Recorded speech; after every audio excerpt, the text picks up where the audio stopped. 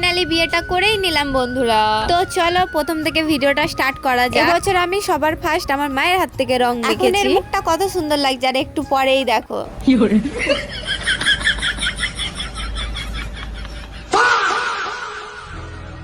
জামাইবাবু ওকে রং মাখাবে আর ও রং মাখবে না, দেখো এর অবস্থা। অবশেষে ও রং মাখিয়ে চলে গেল, দেখো। তারপর আমি আর মানি একটু অনেকক্ষণ ফটো তুলছিলাম। জানি না গাইস, আমি ভাং খাইনি, তাও আমি হেসে পাগল হয়ে যাচ্ছি। তারপর বন্ধুরা আমি এখানে দাঁড়িয়েছিলাম আর আমাকে তাড়া করেছে।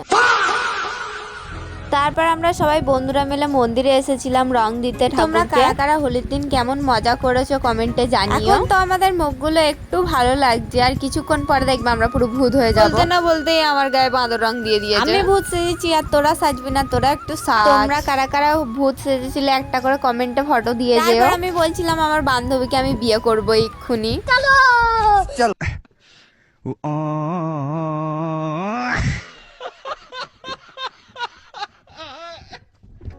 গাইস এদের মুখগুলো দেখে পুরো ভাদরের মতো লাগছে না? আর আমার মুখ দেখে তো আমার নিজেরই হাসি পাচ্ছে, এত কি বলবো। বন্ধুরা আমরা এখন যাচ্ছি ভ্যানে করে ঘুরতে, সবাই মিলে হবে জামা প্যান্ট ছেঁড়ার পালা।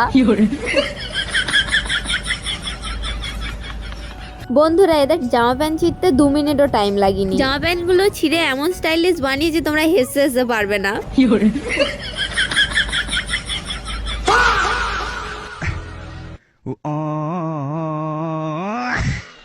সেই জামা প্যান্ট গুলোকে নিয়ে সবাই এবার গাছে বাঁধবে।